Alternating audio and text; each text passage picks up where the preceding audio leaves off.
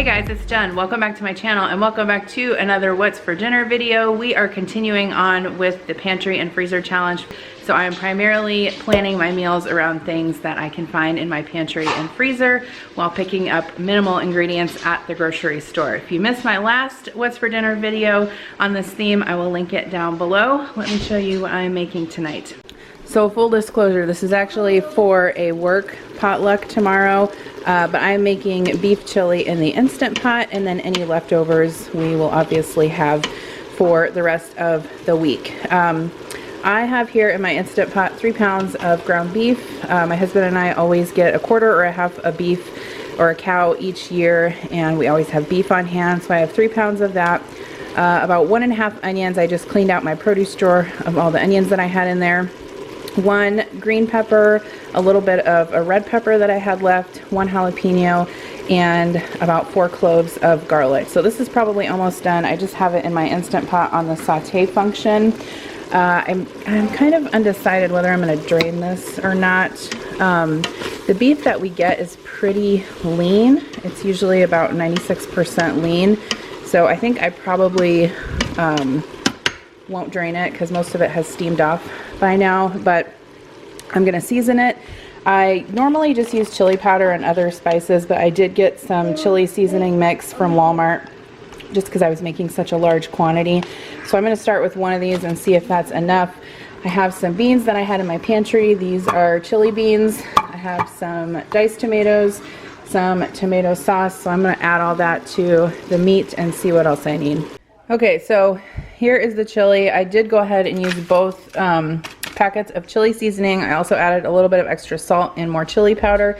I may have to adjust the seasoning after I cook it, but it's good for now. I added 1 can of tomato sauce and then another can full of water, 1 large can of diced tomatoes, and 3 regular sized cans of chili beans. So what I'm gonna do is put the lid on. This will take a little while to come to pressure because it's so full. Set that to sealing, and then I just use the bean / chili setting, and it sets it to 30 minutes on high pressure. So I'll let that cook. I'll probably let it do maybe like a, I don't know, 15-minute natural pressure release and then let the steam out. All right, so my chili is done. I tasted it. It's delicious. The only thing I added was just a little bit of sugar. Whenever I make chili or spaghetti sauce or anything like that tomato based, I always put a pinch of sugar in it just because it cuts the acidity of the tomatoes. So I'm gonna let this cool, refrigerate it overnight, and then for the potluck tomorrow at work, I'll probably just bring this like in some big Ziploc bags and then bring my crock pot and heat it up that way. And then I have cheese, sour cream, and some Fritos to go with that.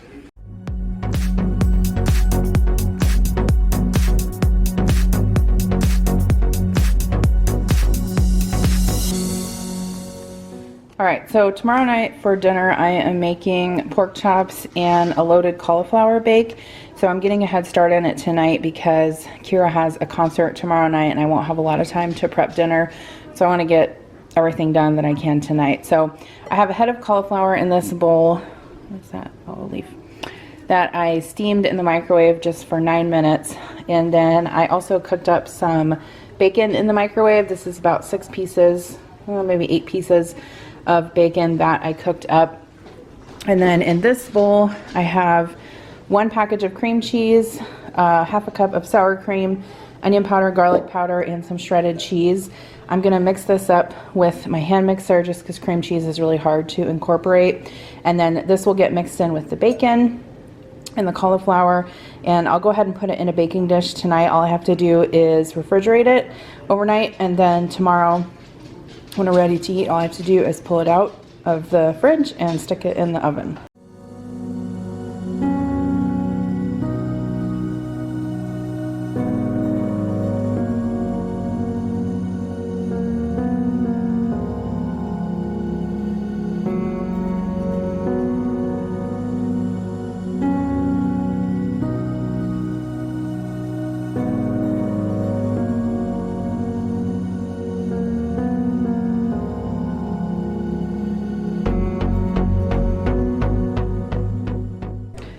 So when I mixed up the cheese mixture, the cream cheese mixture, it was way too stiff to be able to stir it in with the cauliflower. So what I did was put the cauliflower in the bottom of the baking pan. I did spray it with cooking spray just because I thought that the cheese might stick. So I put the cauliflower in, I put half the bacon on, kind of tried to spread the cheese mixture over the top, and then added the other half of bacon. So this will cook in the oven, and then afterwards I can put green onions on the top. I'll link the original recipe down below if you're interested in trying it out. I have tried a recipe similar to this, but not this exact one, so hopefully it turns out good. So it is the following day, and here is my bloated cauliflower bake. I'm going to put this in the oven at 400 until it's cooked through. And then I just used some barbecue seasoning on these pork chops. I seasoned them last night and then just let them sit in the fridge overnight, so I think I'm just going to pan fry these. Okay, so I pan fried these pork chops. Everyone else has their plate. There's only one left for me. So I just pan fried them for maybe, I don't know, 4 minutes on each side and let them rest. I did stir this cauliflower bake around, so it looks quite not pretty now, but I tasted it and it does taste good. I put some, what do you say? What do you say? You just burped. What do you say? I did put some green onions on the top, and then I also made some caprese salad, just tomatoes, mozzarella, and basil and balsamic vinegar. All right, so I wanted to give you guys an update on dinner. So the components that I had in my pantry and freezer for that meal were that I had the pork chops in the freezer, so those needed to be used up. I also had this barbecue rub that I think I got this when I was in Memphis traveling for work, and it's really good to season pork with, so I was using that. Also for the cauliflower, I had a bunch of cream cheese that I had overbought during the holidays, and I just have it out in the garage refrigerator, and so that recipe called for that. And then the mozzarella and tomato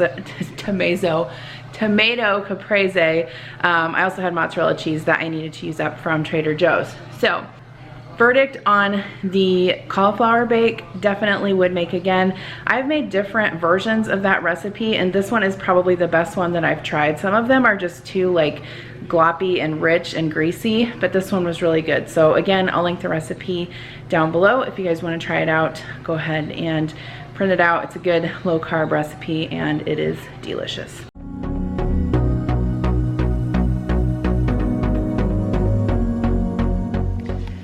Good evening and welcome to another night of meals from the pantry and freezer. So tonight I am going to make some cheesy hash browns and some tangy meatballs. The tangy meatballs recipe I got from Mandy in the Makings channel. It was a subby supper, and I actually typed this out in a Word document, and I'll have it linked down below. But it's always easier for me to follow recipes like this, so that is why I did that. So I'm going to start on that in a little bit, but this is the recipe I use for the cheesy potatoes.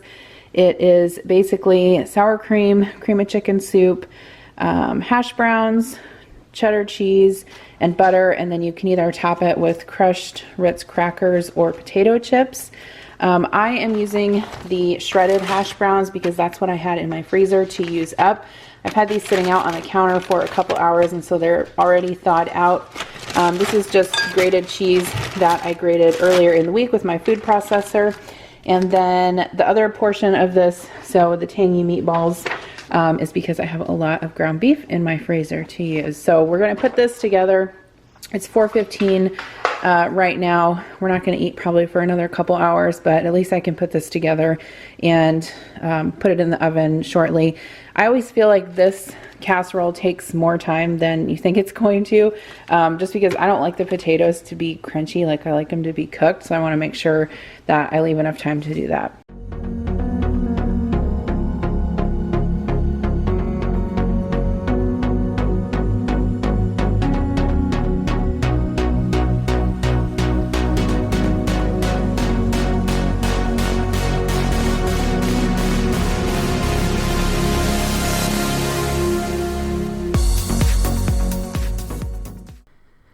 So definitely if you're making this recipe, you do want to use a whisk to combine the liquid ingredients. Otherwise it will be very difficult to mix together thoroughly. What I like to do is mix all the liquid ingredients together first, and then I add the cheese and the hash browns. I also like to thaw out my hash browns a little bit. I think that the casserole cooks better and more evenly, but that's just a personal preference. The only modification that I make to this recipe is I do melt about half a stick of butter and add that to it. I know there are a ton of different ways to make these cheesy potatoes, or some people call them funeral potatoes, but this is just the recipe that I use. I have a 9x13 glass dish that I sprayed with cooking spray. Always spray your dish when you're making this because it will stick to the bottom, especially with all that cheese in there. So I just like to spread it out. This makes enough for a 9x13 casserole, and this is good as leftovers. So even if you have a lot left, you can heat it up, the next day, and it's still delicious. If you wanted to make this ahead of time, you could make it ahead. I would say, 4 to 5 days ahead of time, and leave it in the refrigerator and then bake it off, in the evening when you got off work. Otherwise, you could also turn it into a freezer meal. And if you wanted to turn it into a main dish, you could also add chopped ham to it. That's really good too. Some people put Ritz crackers on the top of theirs, but I like to crush up potato chips and put them on top. So that's what I do. And then I add a little bit of extra cheese. Okay, so I'm gonna get started on the meatballs. I'm doubling the recipe. So in my KitchenAid mixer, I have 2 pounds of ground beef, half a cup of oatmeal, half a cup of milk. And the recipe didn't call to season this, but I did add some salt, and I'm gonna add some pepper because I cannot imagine not seasoning my meatballs. But I like to use my KitchenAid mixer to mix up both meatloaf and meatballs. It's just a lot easier, and you can use the paddle attachment, and it's so easy. So I'm gonna turn this on, mix these up, and then I'll get these rolled into balls. All right, so we've got the meatballs and the potatoes in the oven, and I'm working on the sauce. So in this saucepan, I just have, it called for half an onion, but I had a shallot, so I went ahead and used that. And it also has some garlic in there with some olive oil. So I'm gonna pour in this vinegar and water.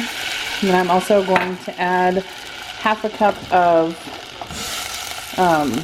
brown sugar, some mustard, tomato paste, and soy sauce, and stir this up until it's smooth, and then pour it over the meatballs. I doubled the meatball recipe, but I did not double the sauce, so hopefully that'll work because I only had 1 can of tomato paste. So I topped the meatballs with the sauce, and I'm going to put these back in the oven for 5 minutes. All right, so we got the table set. So here's the meatballs and the sauce, and then I cut up some apples, and then I just set the potatoes over here as well. So I went ahead and dished some of those out so they could cool. And I just remembered I was going to make some lima beans, and I totally forgot. But there's the cheesy potatoes and the meatballs, so we're going to eat. Murphy wants a meatball.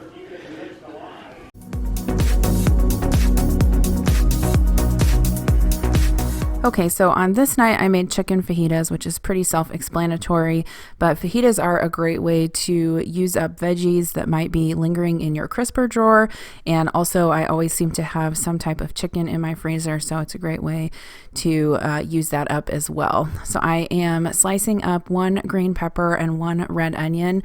I do usually saute my veggies separate from the meat just because my kids aren't a big fan of the onions and peppers in their fajitas, but Adam and I are. So usually what I'll do is I'll saute them separately, but then I'll kind of just put them together on the platter so everyone can take what they want.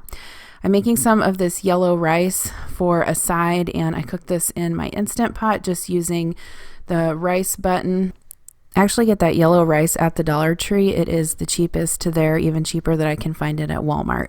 For my chicken, I just cut the chicken breasts into small chunks and toss that with some taco seasoning, salt and pepper and garlic, and I'm sauteing that in a pan, and then I'm also sauteing the onions and peppers with some olive oil, salt as well. So here is our chicken, some limes for garnish, onions and peppers. I had some cilantro sauce, some sour cream, some tomatoes. We also had some salsa. There is the yellow rice and some cheese, and I warmed up some flour tortillas, and it was a delicious dinner. Okay, so tonight's dinner is not really a pantry or freezer dinner, but I am making it because I am working on a sponsored video for Green Chef, and they sent me these other meals too that I'm not going to include in the video, and I don't want to waste it, so obviously I'm going to be cooking these meals too. But this is what we're having tonight. It is Cajun pork tenderloins with creamy cauliflower rice with charred bell pepper and white cheddar. I actually get the Green Chef Keto / low carb box, which is actually really good. I'll leave the info down below if you guys are interested. I don't get a kickback or anything. I have enjoyed working with them. So this is what I'm going to make. I have the ingredients out here, and then oh, there goes the Roomba. I have my Swiss chard in here. I'm going to rinse that off or soak it in vinegar water with my salad spinner. And then I have the pork tenderloins. These are just seasoned with Cajun seasoning that came in the box, along with some olive oil. So these are gonna pan fry and then roast in the oven. And then I have to chop this up and cook the cauliflower rice. The kids probably are not gonna eat cauliflower rice with Swiss chard, so I am making a side of rotini. This actually needs to be used up. It was in the pantry. And I have some Alfredo sauce left over from last week, so they'll have that for a side, and I might make some lima beans for them too. So I am toasting up the almonds. I think this goes on top of the cauliflower rice. So I'm gonna just transfer these to a plate. I can get them all on there. Boom. And then I'll wipe the plate, or wipe the skillet out. Then I'm gonna chop up the charred stems and the red pepper, and then I have the leaves right there. I'll chop those up separately because these need to cook longer than the leaves.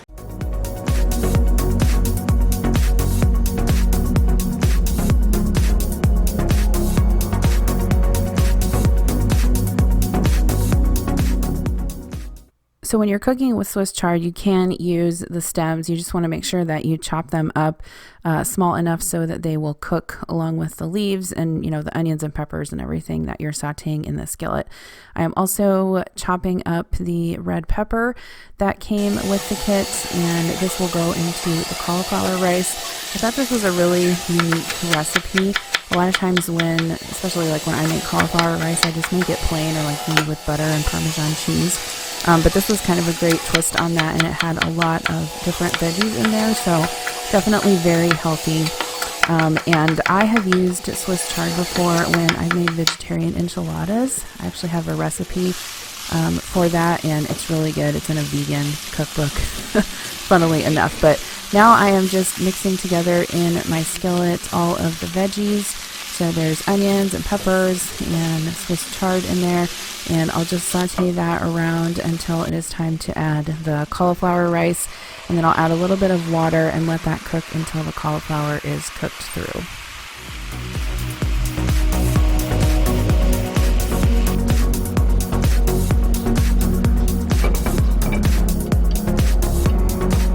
Alright, so I got my cauliflower rice going. I preheated my pan for the pork, so I'm going to get that in there, and then I'm just going to saute this until it is golden brown on the outside, and then finish roasting it in a 400-degree oven.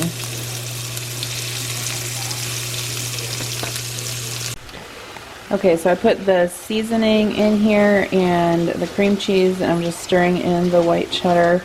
And then this is done. I'm just going to turn the heat off and let it sit. The pork is in the oven, and I have lima beans in the microwave, and then I have my pasta boiling back here. This is just, whew, that's hot. That's Alfredo sauce I was just warming up. Alright, that's how the pork turned out, and then I made some lima beans and some Alfredo pasta for the kids, and strawberries, and that's the cauliflower rice the kids will eat. Alright, so on this night I am taking some help from Costco and making these basil pesto haddock fillets. We actually had them as a sample when Connor and I went there one day, and he liked them a lot and asked that we get them. And so that is what I'm making for dinner tonight, along with some broccoli and rice. So if you find those fish fillets at your Costco, definitely pick them up. They are super quick and easy to make, healthy and really good. So I am just going to make some plain buttered rice. I always use my Instant Pot to make rice. I rinse it, and then I just use the rice button on it. I put a little bit of extra salt and butter in there just to give it some flavor. And then I've been liking to steam my veggies on the stove, so I have a little old-fashioned steamer basket in there. I'm just going to put my broccoli that I washed up on top and boil that until it's done. Here's a quick salad I threw together with some ingredients that I had in the fridge. So we have kale and some chopped up apples, some chopped up white cheddar cheese, almonds, and cranberries. And we had that with the Olive Garden dressing. It was really good. Here is what the fish looked like once it was baked up. I put it on a platter with some extra lemon wedges, and then we had that along with the buttered rice, and we also obviously had the fish, so there it is. Our salad, which we all enjoyed, and I set some grapes out on the table as well, and our steamed broccoli, just simply seasoned with butter, salt, and pepper.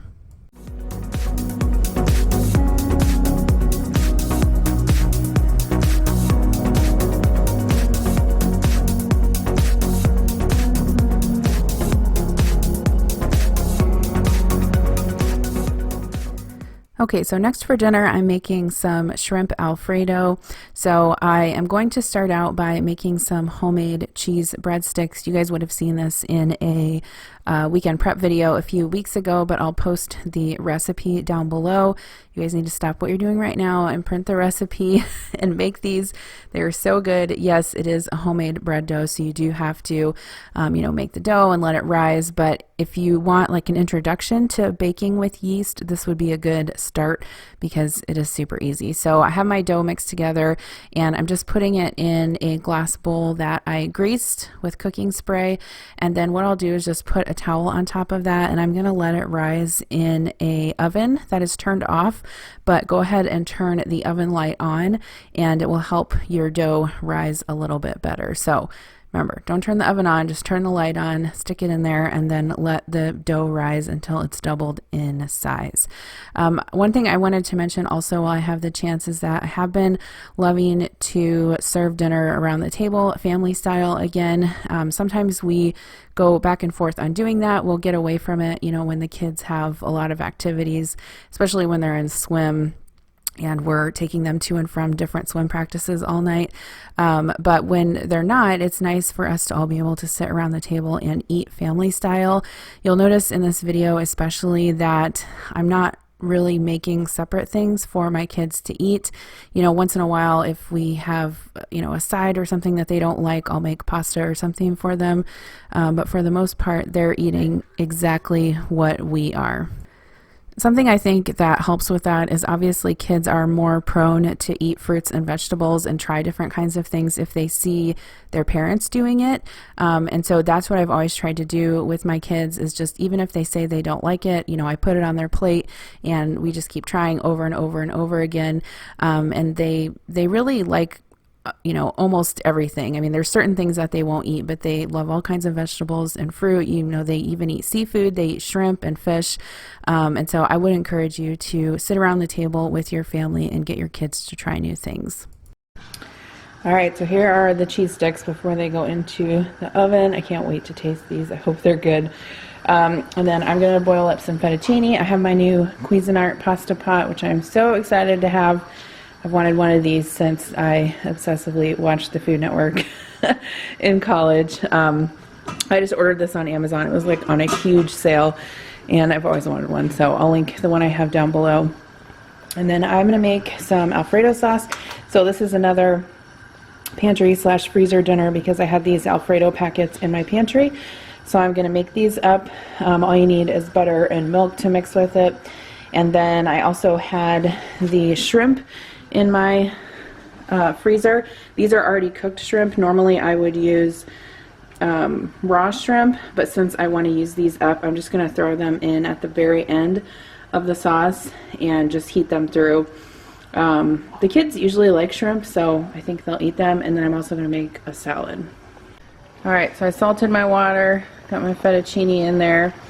I went ahead and put the cheese sticks in the oven, and then here's my Alfredo sauce. I pulled the tails off the shrimp, so I'm just going to put these in here and let it heat through. And then I also made a salad. This is a kale Caesar salad, and it's got some basil in there, and tomatoes and cucumber, Caesar dressing, and some croutons. Look at that. That looks so delicious. I'm going to cut it up. Kira said supper doesn't seem bad. Alright, so we got shrimp Alfredo and cheese sticks and some grapes and some Caesar salad. Do you want some salad?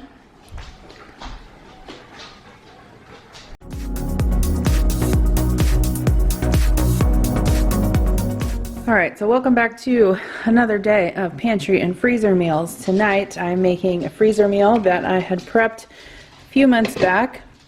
This is not looking very appetizing, but I assure you it is good. This is the, I think it's called a Mexican fiesta soup, and I made this in a keto freezer meal that I posted a few months ago. I can link that video down below, but basically it's like a low carb soup, and it's got rotel and peppers and cream cheese and ground beef in it, and then you stir in some shredded cheese at the end. So that's been going on low most of the afternoon. And then I am going to make some of these mini cheesecakes. You guys have seen me make these in a meal prep video before. This is from the Simply Keto cookbook, so I can link that cookbook down below and have the recipe typed out as well. So in this measuring cup, I have melted butter mixed with sugar replacement, which I'm using some Swerve, and some almond flour. And I'm just going to put this in the bottom of these muffin cups that I lined with paper liners. And then this little tool is from Pampered Chef. It is called a tart tamper. And so basically you put the almond meal in there and then tamp down the crust and then put the batter on top of that. So I did actually find this exact one on Amazon, so I can link it down below. So anyway, I'm just going to put my crust in here right now.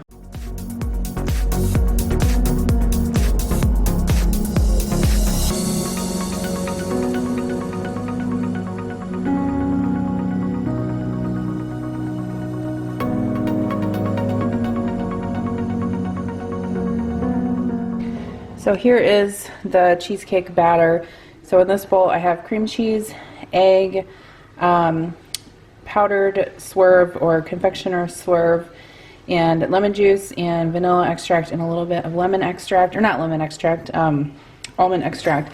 So I'm just going to beat this up with my hand mixer and get it into the muffin tins.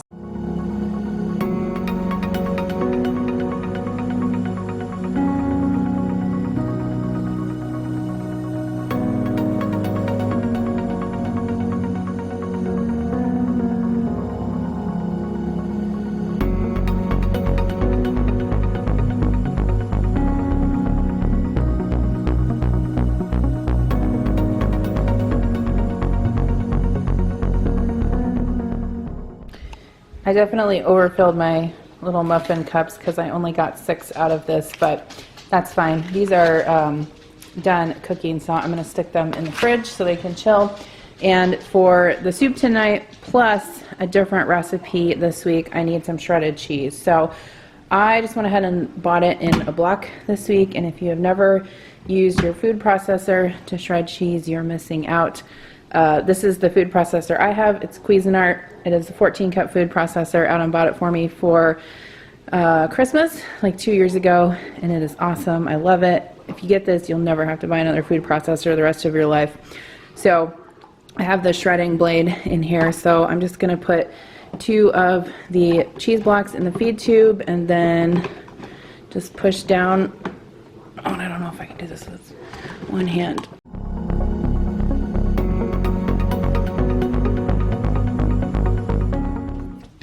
Don't be fooled with my struggle. It's actually super hard to do with one hand. So, okay, I'm going to put half of this in here. That looks like about half. This is just on Keep Warm. This soup is really good. It almost tastes like queso in a bowl. And actually, you can eat it with tortilla chips. And it tastes like that. It's so good.